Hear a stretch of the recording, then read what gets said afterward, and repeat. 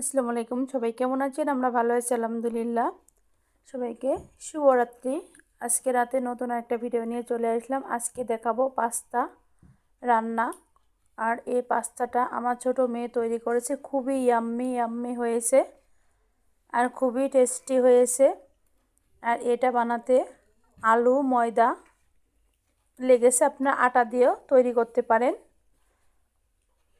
আর যে এত সুস্বাদু হবে দেখেন, এই যে খেয়ে দেখানো হচ্ছে, আপনি দেখলে বুঝতে পারেন কতটা টেস্টি হয়েছে। আর এটা বানাতে ডিম, ময়দা, টমেটো, পেঁয়াজ কুচি, ঝাল কুচি, ধনেপাতা কুচি, সস, এগুলো উপকরণ দিয়ে বানিয়েছে। খুবই টেস্টি আর খুবই পারফেক্ট হয়েছে। আজকে প্রথম বানিয়েছে।